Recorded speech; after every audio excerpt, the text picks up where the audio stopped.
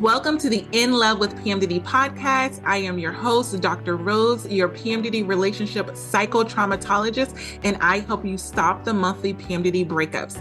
PMDD is premenstrual dysphoric disorder. It is in approximately 1 in 5 women, and it makes you want to break up with your partner approximately 1 to 2 weeks before your period every single month.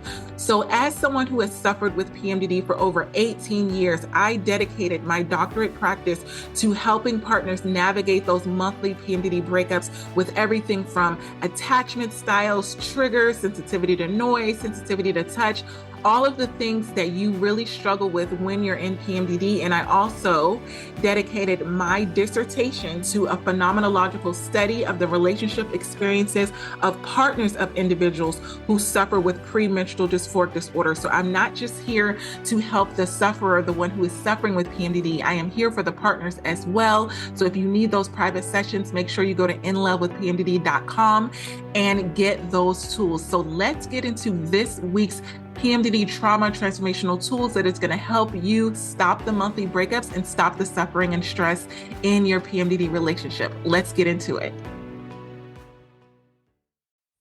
Today, I want to talk to you about how delusion can lead to destruction in your PMDD relationship. And what do I mean by that? What I mean by delusion, this is when you're getting to the point in your PMDD relationship where you have learned that if you just ignore the issues that you have with your PMDD partner, you actually can go weeks and days and months without ever addressing them. And you can survive in that way without having any fights or having any arguments. So I know on the outside looking in, you can say, wow, this may be a solution for us. This may really work for us because we haven't had any fights this month, right? And so I'm going to give you some tools today to really allow you to understand why this level of delusion can lead to the destruction of your PMDD relationship, because I have had so many private clients come to me and say, you know, we're doing really well. We're not arguing about anything. And I think that, you know, we don't even need to have private sessions anymore because we're doing so well that we're not fighting anymore, right? And so I always ask them to go a little bit deeper. I'm like, that's amazing. And I just want to know what tool did you use? What did you use to get there? What is working for you? What's really helped you? And if you're not able to describe it specifically, if you're just like, I don't know, we're just not arguing anymore. I always want to make sure I have a conversation with private clients about this, because you may be in that loop of delusion. And I know what this looks like because my ex-PMDD partner loved to be in this place. And I remember initially, I would like go against it. I'm like, no, we don't need to avoid talking about the issues that we have. Like, we need to talk about this. But then I noticed how much, peace we were having by not discussing the issues, by only, being like we were in the follicular days, by being really surface level. So I was like, oh, maybe this is a thing. And the reason why I got to that point is because I was so exhausted from trying to fight my PMDD partner, having arguments about forcing him to have these sessions and these conversations, even though they were very overwhelming for him. But I'm like, they need to happen. They need to,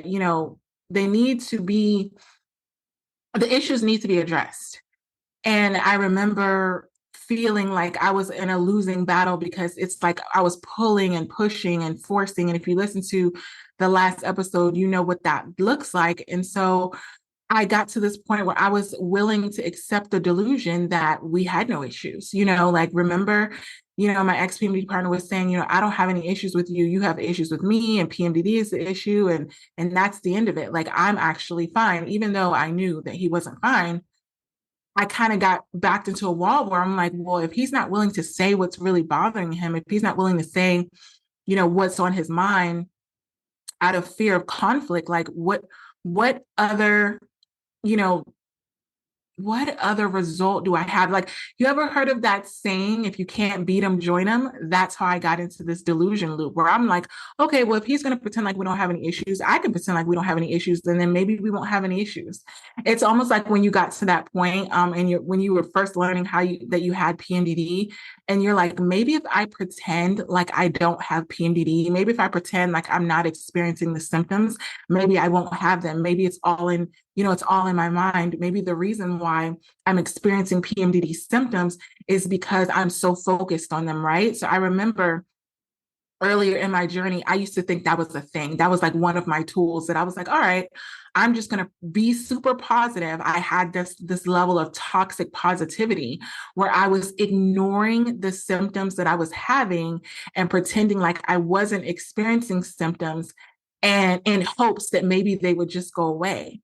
Well, that was an epic fail. That's why if you're my private client, I never, suggest that, but I know it's so tempting because it seems easier on the surface level to just act normal, right? But how many times have you been, and especially been around other people and you have PMDD and you're trying to act normal when you really feel like you're dying inside, like you feel like you're sliding down the wall, screaming in agony, but you're standing there trying to smile and pretend normal, right? This is how I see behind the smiles. I see behind the facade. I see behind the outward depiction that everything in your relationship is going great. I can look at selfies of private clients or, the selfies or pictures or stuff that they post on social media and see that they're not doing well. And I'll reach out to them and I'm like, hey, we need to have a session. We need to talk about this. And they'll literally go from a smiling picture on social media to breaking down both partners in a session with me because it's not fine. It's not okay. And I've heard so many clients say it's totally fine. It's totally fine. It's not. And it's okay to not be okay. I'm pretty sure you've seen that quote before too. But we can't ignore the issues that we have with our partner and think that they're going to go away. They don't go away because what PMDD does is it rips the blanket off of every single issue that you have with your partner, every single issue that you have in your relationship until it's so overwhelming for you that you feel like you're breaking down. You have these breakdowns because you've been ignoring trigger after trigger. You've been ignoring sign after sign. You've been ignoring how you feel in your body. You've been ignoring how the intrusive thoughts that you have in your mind. You've been ignoring how you feel about your relationship as a whole, how you're not satisfied, how you're not happy. And you're trying to weigh out the positive things about your PMDD partner. If you get to the point, and I've been here, so I know what this feels like. If you get to the point in your PMDD relationship where you're like, well, at least they do this, at least they do that, at least that, you're trying to convince yourself that the at least is enough for you to stay in the relationship. And when you get to that point where you're trying to convince yourself that what your partner is giving is enough, when you're really dissatisfied with the relationship, you're in a level of delusion, not just with your partner, but with yourself. You're not even willing to be honest with yourself. I always say, if you're going to lie to everyone else, at least be honest with yourself. At least come on a session with me and be open and honest with yourself.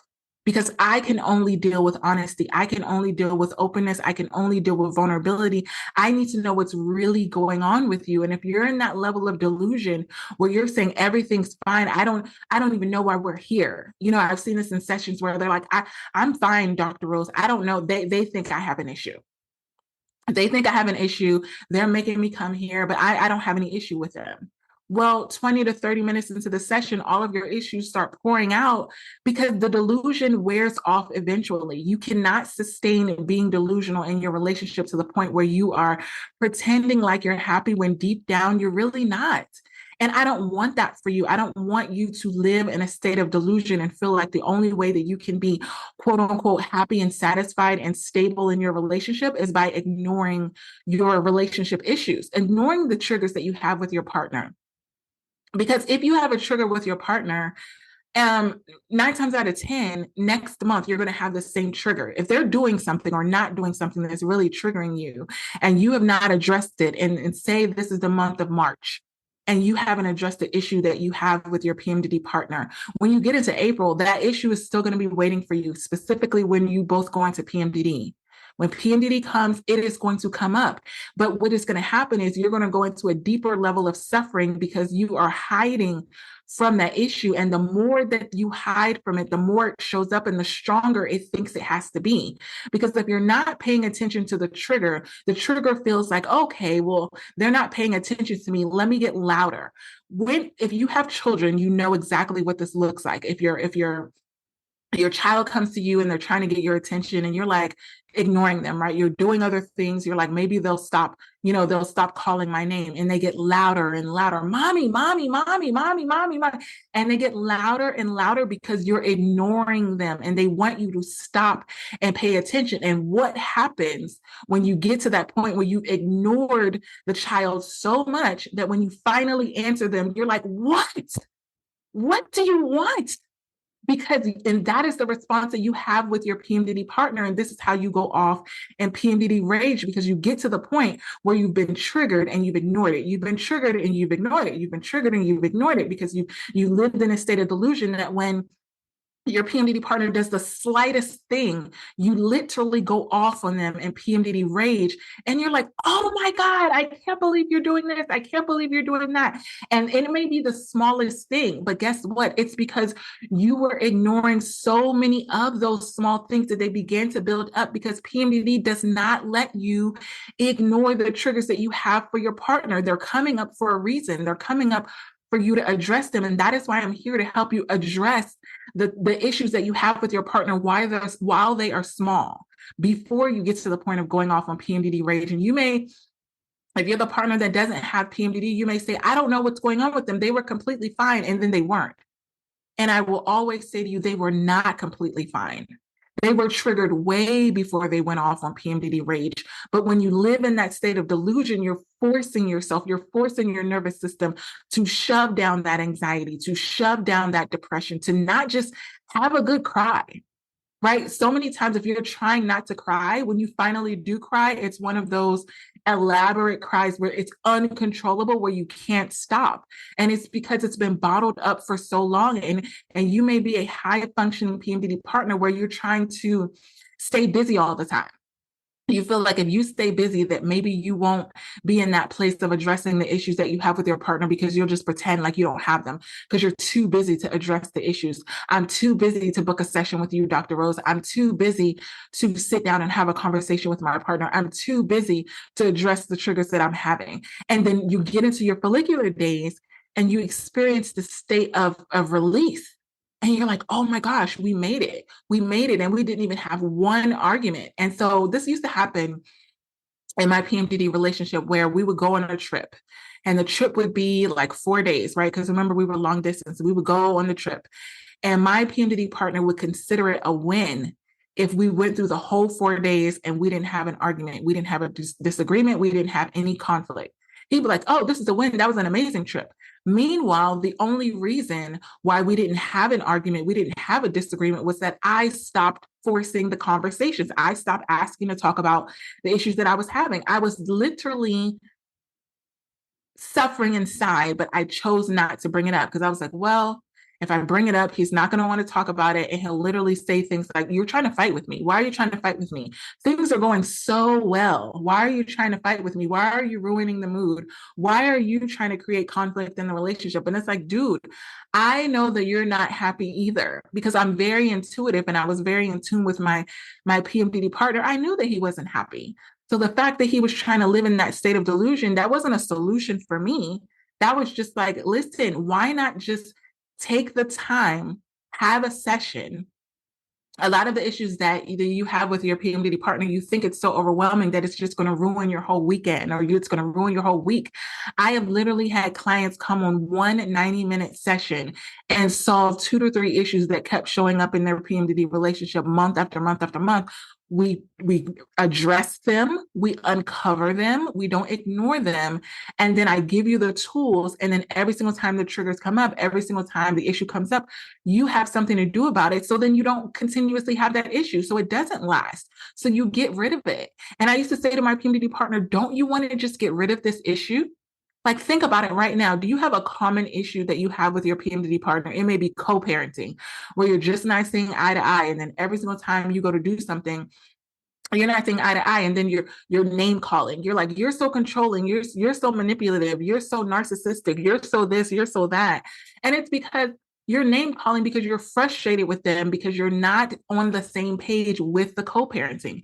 You're not on the same page with the intimacy. You're not on the same page with the finances. You're not on the same page with these things. And PMDD is going to convince you that because you're not on the same page, because you're not in alignment with your PMDD partner on these things, that maybe you shouldn't be with them. So now you're looking at them with the side eye. Now you're agreeing with these intrusive thoughts. And even if you're the partner that doesn't have PMDD, you may be sitting there thinking like, I don't know how much longer I can do this. If they don't see my point of view, if this is consistently going to be a problem and I'm firm in the way I see this, I'm not, budging. This is how I see it. This is how I think things should be. And this is how they think that things should be. And we're not on the same page. I don't know how we can move forward. You can move forward by getting on the same page, but that doesn't happen by living in a state of delusion. And I want to tell you, is delusion easier? Absolutely. It's way easier to be in a state of delusion than to actually address your issues, but delusion doesn't solve any problems. It just delays the inevitable. Delusion delays the inevitable. It delays the going off on your PMDD partner. It delays the bitterness. It delays the resentment. Your vibe is going to be off. You're not even going to be feeling close. You're going to be going on date night and not even feeling like being around your partner. That's when you're going to go into this phase of just checking the block. Because when you're in delusion, there's no vulnerability there. So you're not really being open and honest. Like you're not being honest with them. So then the intimacy is going to be impacted. So let me go down what happens when you live in this state of delusion with your PMDD partner. The first thing is you start to have a lot of the issues start to escalate, specifically when PMDD comes. When you start ignoring the small triggers that you have with your PMDD partner, they become big issues with your PMDD partner. For me, this 1000% happened with the snoring. The snoring that triggered me when I was in PMDD with my ex-PMDD partner, that was a small issue in year one. By year five, like that, it became the biggest issue because then we're not sleeping in the same bed. Then we're not being intimate. Then I don't feel safe. Then I feel super triggered and annoyed even when he's not sleeping, all because that little issue never got dealt with because we lived in a state of delusion where it was like, hey, we're going to go on this trip. We're going to have a good time. And no one ever addressed the issue of the snoring. So it became towards the end where every single time we went on a trip and we went to go do something that was supposed to be amazing, I would always say, okay, but what about the snoring? Like, what about this thing that has not gone away? We're talking about the amazing time that we're going to have, but what about when it's time to go to bed and I can't get any sleep? So what I started to do was I started to sleep in the bed because I know that my PMDD partner really wanted to sleep in the same bed with me. That's what made him happy. That's what made him feel close. And did I want those things? Yes, but I wanted those things in a way that I could actually get some sleep as well. So I started, because I said, okay, if I go to sleep on the couch, it's going to cause an issue. If I go to sleep in another room, it's going to cause an issue. So I forced myself to sleep in the same bed. And my PMDD partner was so happy a lot of those times because he got to sleep, he got to feel close to me. Meanwhile, I was suffering inside. I was living in that state of delusion that, oh, everything's fine. I could sleep in the same bed and it didn't bother me. And you know what began to happen? My PMDD partner started to think maybe the snoring is not really an issue because you were able to sleep next to me and we were fine. We were happy. And it's like, no, we were not. You were happy, but I was suffering. And you may get to that place with your PMDD partner where they may want to be intimate with you, and you may be in a place where you really don't want to be touched. You really don't want to be close with your PMDD partner because it's making your skin crawl, but you're like, you know what? If I don't, if I'm not intimate, if I don't have sex with my PMDD partner, it's going to cause a problem. So let me just have sex with them. So then your partner may feel really happy, like, oh, we don't have an issue now because we were in PMDD and we had sex. Meanwhile, you didn't enjoy it. You were suffering, right? So when one partner is suffering, that is not the solution for your problem.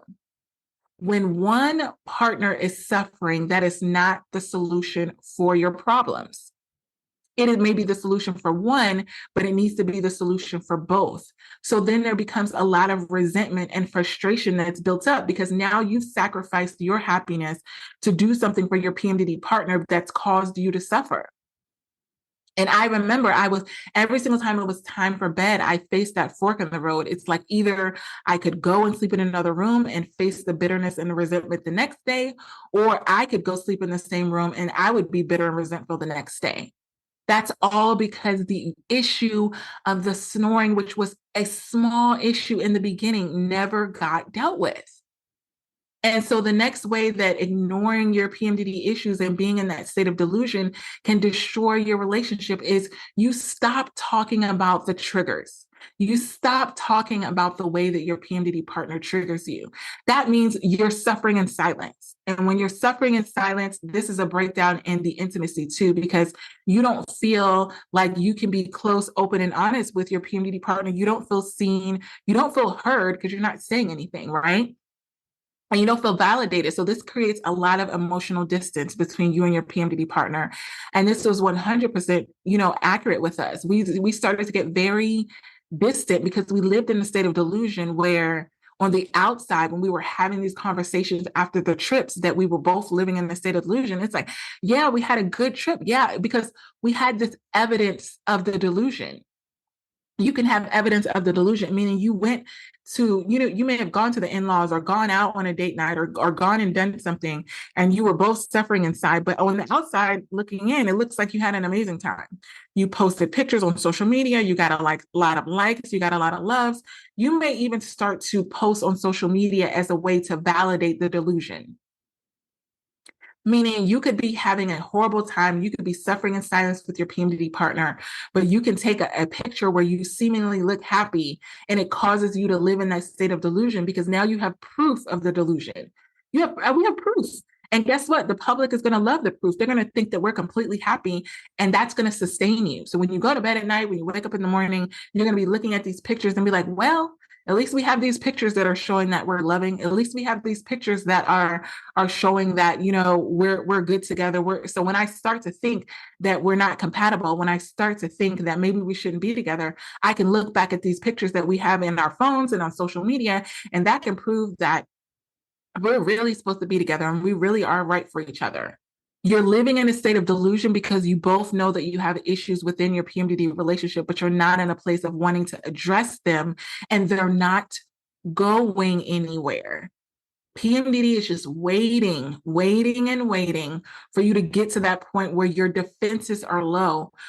When you're a PMDD, you have a lower propensity to be able to ignore the triggers. This is why a lot of times when you're saying like, oh, I'm triggered by my PMDD partner only when I'm in PMDD. No. You were triggered by them before. You just let it go. Nothing is new under the sun. Your PMDD partner was, because you have to think, your partner doesn't have PMDD, right? So they're acting the same way they've been acting all month long. You just get into PMDD and you're not in a place of ignoring the issues. Now they really bother you. They go from bothering you to triggering you. Well, if you deal with the issues while they're bothering you, then they're less likely to trigger you. So you're getting into this place and was like, yeah, I'm only triggered when I'm in PMDD. Not true. Your partner's leaving stuff all over the place, being messy. It bothered you before. I'll just pick up their stuff. It's fine. I love them so much. I don't want to make a mountain out of a molehill. I don't want to bring something up and I can just deal with it. And yeah, but it bothers you.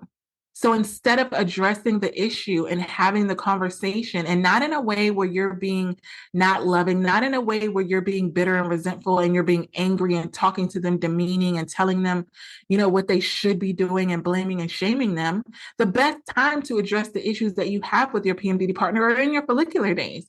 I love having sessions with PMDD partners when one is in the follicular days because you're willing to be more open about it, right? And you're willing to accept the tools and you're willing to use them. And then when you go into PMDD, it's way easier to just continue using the tools than to try to start it up when you're in PMDD.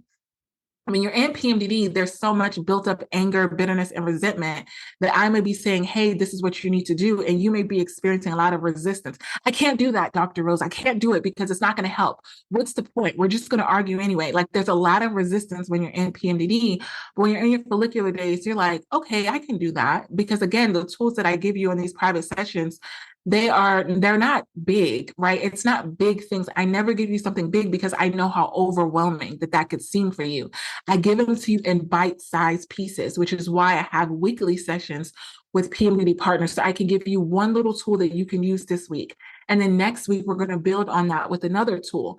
But if you go into PMDD and you're not willing to do anything because you're in that state, you're like, I'm too exhausted. I'm too much in denial and delusion. It's like, I'm fine. I don't have an issue. I'm fine. You're not fine. I know what that feels like, and I know how easy it may seem, but you're not. And it is okay. So, another thing that happens is the loss of trust. You stop trusting. I remember when I got to this place where I felt like I couldn't trust my PMDD partner with my feelings because they were going to be used against me, right? You ever, heard that phrase, anything you say and do can and will be used against you in the court of law?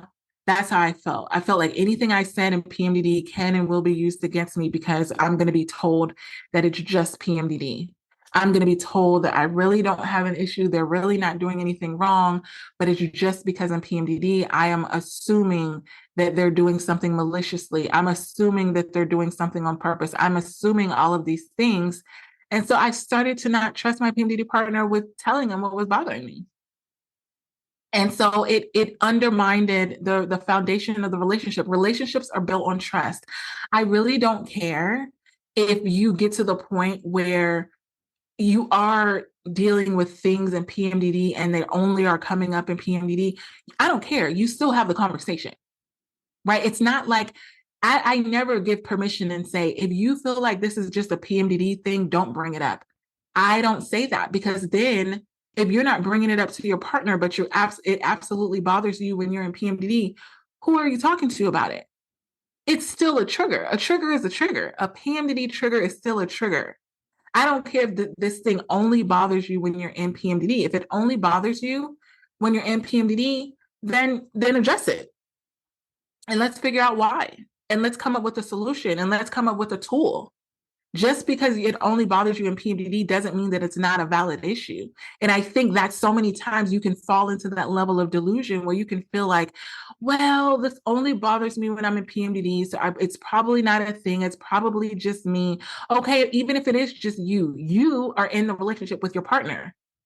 So we need to discuss this. So we need to come up with a solution and a tool so that when it triggers you, even if it's it's a cyclic thing, when it comes up, you have a tool to use so that it doesn't damage your PMDD relationship. So you can use the tool and move forward.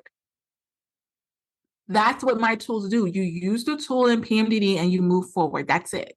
It's very simple. But when you don't have a tool, when you don't address the issue, when you're living in a state of delusion and you're trying to force yourself to ignore the things that are really bothering you, you can get into the realm of having negative coping mechanisms, right? And this is when it takes you down a rabbit hole where it can cause you to have more problems than you originally had in the beginning of your relationship. And I've seen this downfall.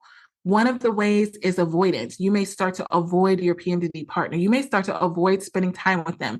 You may start to avoid going out with them, avoid wanting to be alone with them, avoid talking to them. You just want to avoid them at all costs because you feel like everything's going to turn into an argument.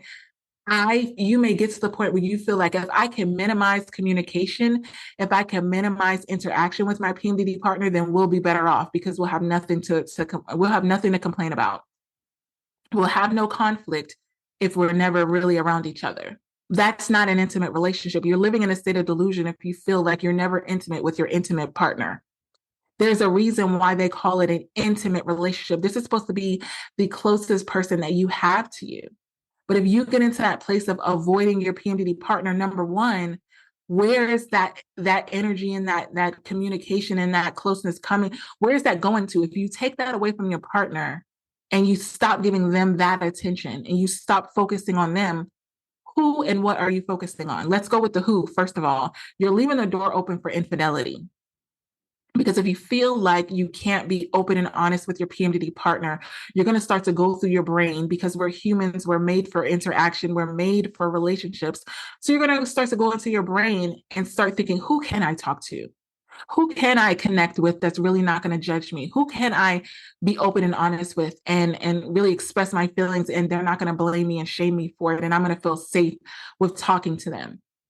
Your who can become infidelity, because that who, the first time you do it with that person, you're open and honest with them about your feelings, and then you end up getting off the conversation and was like, wow, that really feels good. Like, I really feel safe with them. You're cracking the door, right? So when you're avoiding, you're leaving the door open, it's cracked.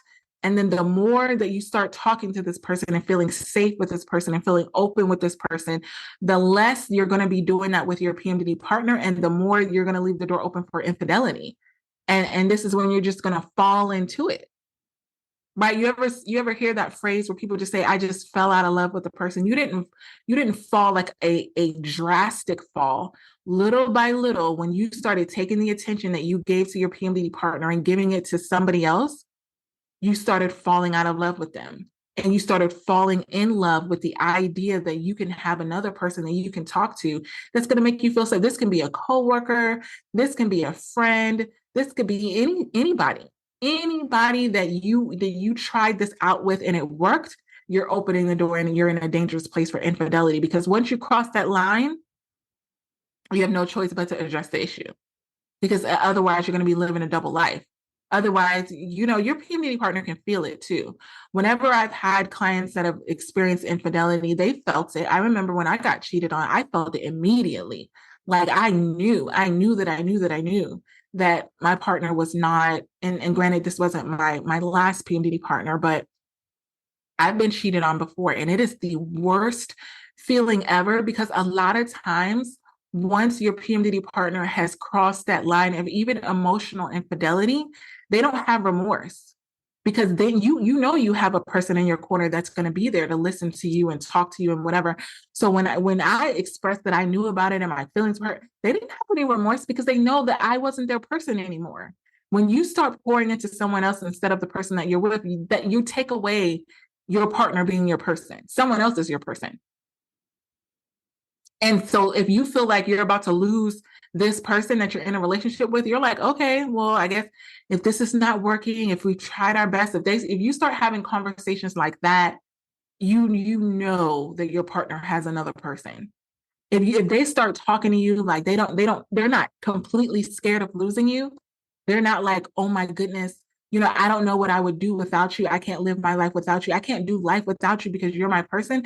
If they start saying, well, I'm not gonna fight you on it. Like, if that's the decision that you made, if you feel like we shouldn't be together, 9 times out of 9, they have another person, because they're willing to lose you because they have somebody or something else. So let's get into what the something else can be. The other negative coping mechanism that they can develop is substance abuse. When they start using a substance every single time that they're triggered, every single time that they're mad or sad or any of these things, and they start using this substance, they no longer need you as a coping mechanism to deal with the issues that they have. They're turning to alcohol. They're turning to drugs. They're turning to taking pills. They're turning to another thing that they can lean on, and you're no longer the thing that they need to lean on. So again, when they start to get unhappy in a relationship, and if you start to say, I don't know if this is going to work, they may say things, you know what? I don't know if this is going to work. I don't know. And then because they're willing to lose you because of it, because they have another coping mechanism, there's no reason for them to feel like they have to make it work for you, with you, because they have another outlet. You are no longer their outlet. You're no longer their source. When you're no longer their source and something else is, if they lose you, they lose you, they lose you. It's over, it's over. There's something else that they're doing that is stopping them from feeling like they need to work it out with you, that they really need to address the issues with you, because you can tell when your PMDD partner really, like, you're their person, because when you bring up an issue, they're like, you know what, we got to deal with this. Whatever happens, I can't lose you. I cannot lose you. You're my person. We have to have the sessions with Dr. Rose. We have to deal with whatever's going on in our PMDD relationship because I can't risk losing you. So the next way that being in that state of delusion with your PMDD partner can destroy your relationship, it is really going to impact your mental health.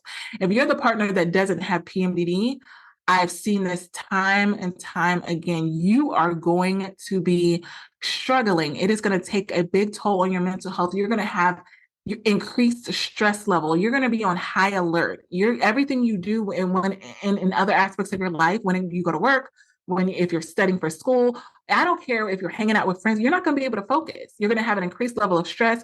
You're going to have an increased level of anxiety. You're going to have an increased level of depression. And here's the thing. If you have any other disorder, if you have any other condition, it is going to magnify what it is that you're going through. It's going to magnify the depression. It's going to magnify the PTSD. It's going to magnify the ADHD. It's going to magnify the OCD. It's going to magnify any other pre-existing condition that you have, and your psychological issues are going to be impacted because you are living in a state of delusion and not addressing things. And when you pack it down and you force it to just, it stays within you. It doesn't go anywhere. Any trigger that you have is stored in the body. There's an amazing book that I used when I was getting my doctorate, and it is trauma. Trauma is held. It's trauma is held in the body, something like that. But it is basically talking about every traumatic experience that you've ever had is held in your body, and it's held in your mind, and it doesn't go anywhere. And that's why a lot of times when you get into relationships, all of these things from your past start to come up, and they come up because it hasn't gone anywhere. It's stuff from my childhood has stayed with me. I've healed from it. But a lot of times when I was in my relationship, I was triggered by my adopted father's verbal abuse. When my ex-PMDD partner would yell or raise his voice or curse or say things that were, hurtful, it took me back to that place where I was, abused growing up, and very impressionable times in a child's life. So whenever you have abuse that is from a childhood, it impacts you a lot worse. Because I remember my ex-PMDD partner saying, why don't you stop living in the past? Why don't you just let go of the past? F your past, forget your past. And it's like, listen, I'm not living in my past, but every single time there's a trigger that ignites my past, I can't ignore it. It's not a choice. I'm not leaning into it. I'm not choosing to think about my father abusing me when you yell at me. That's not a choice. You're triggering something that happens to me it's part of me. It is in me. So every single time that it came up, I had to do a coping mechanism in order to help it go away for the moment. But when you're dealing with PTSD, post-traumatic stress disorder, if you look at the DSM, which for mental disorders, which is where all the diagnostic, mental disorders come from, when you go to the doctor or the psychologist or the therapist or the counselor and they're able to diagnose you, PTSD doesn't have a cure. It doesn't go anywhere. You just have coping mechanisms to be able to navigate it in your life. But because you've gone through that traumatic experience, it stays with you. So that is why counseling is so important, because it helps you cope with it every time that it comes up, and it will come up. So if you live in that state of delusion of trying to ignore your problems and think that you're better off by not talking about them, by not addressing them, they're going to follow you with every single thing that you do, with every single partner that you have, with every single job that you have, with every single friendship that you have. It is going to come up. So the next way that living in this state of delusion is going to really damage your relationship is you're just not going to be happy in your PMDD relationship. You're just not going to be happy. You're going to feel unheard. You're going to feel unsupported. You're going to feel unfulfilled. Your needs aren't going to be met. You're going to have these desires, and you're just going to be in this place of, number one or two things are going to happen. You're either going to accept less than what you deserve and say, well, I guess if I'm going to stay in this relationship, I just have to, pretty much take the short end of the stick and just accept that this is just the way it's going to be. Or you're going to have the risk of relationship dissolution. You're going to get to the point where you're going to be like, you know what, I can do this, but I'm not doing this anymore. the relationship is over. This is where the PMDD breakups come in. And for this particular issue, this is not really a PMDD monthly breakup. This is like a PMDD breakup, like as a whole. Meaning, if you do not address the issues that you have with your PMDD partner, this is not like a month on and a month off thing, like where you're like breaking up because you're triggered one month and then you're back together when you're in your follicular days. You're risking losing your relationship as a whole. Take me, for example, because a lot of those issues weren't resolved from the beginning and they just kept piling on top of each other because you can't force it.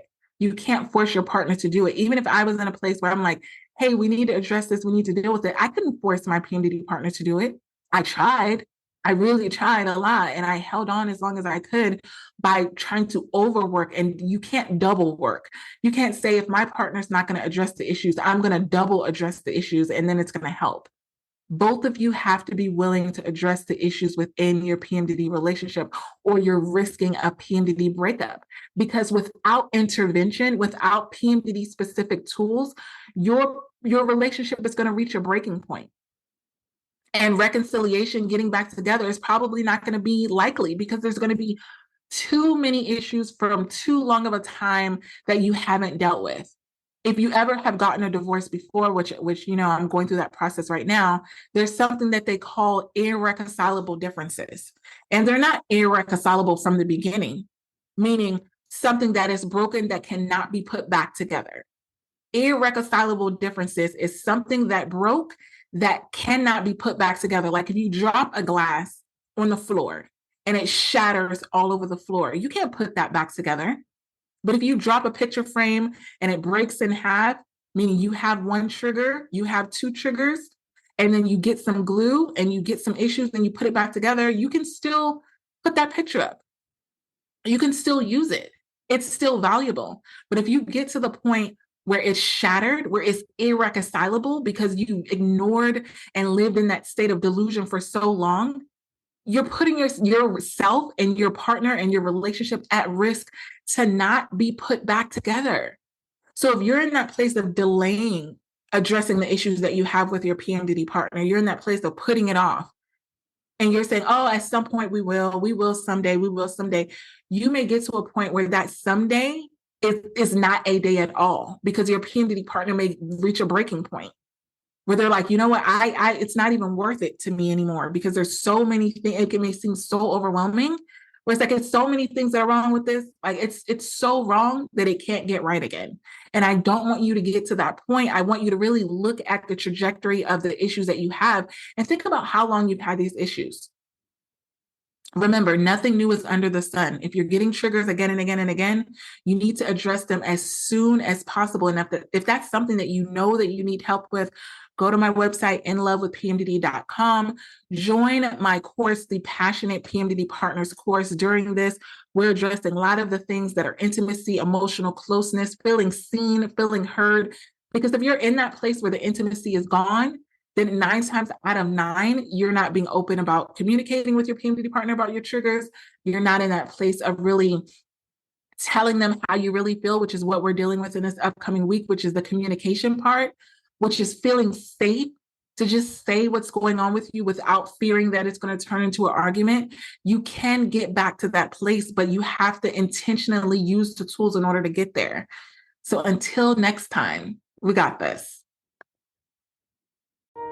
I hope this PMDD episode helped you and your partner in your struggles within your relationship.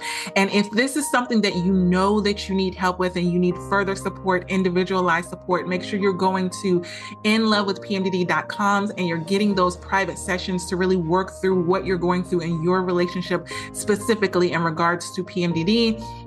And also, I want you to leave a 5-star written review on Apple Podcasts. What this does is it helps other PMDD sufferers and partners find this show that can help them get these free PMDD relationship tools. I remember what it felt like to not know that there were tools out there specifically for PMDD relationships. So I want to make sure that you are sharing these tools with others, share them on your social media, share them with people that you know that are also struggling in their PMDD relationships. Until next episode, this is Dr. Rose, your PMDD relationship psychotraumatologist. One more thing, I almost forgot. I now have the Fresh Start PMDD Partners Workbook. What this workbook can do is if you've had past traumatic experiences with your partner, past fights, past arguments, and they keep coming up every single month in PMDD, I created a Fresh Start workbook so that you can deal with all of the traumatic experiences that have happened in the past in PMDD rage and all of these things so you can stop going through the same cycle again and again and again. So get that workbook. It comes with a video episode of the actual podcast that I recorded on getting a fresh start in your PMDD relationship. So you're not continuing the same cycle again and again and again. So make sure that you get that workbook. And if you need those individualized counseling sessions, you know where to go, inlovewithpmdd.com. Until next time, we got this. Love you.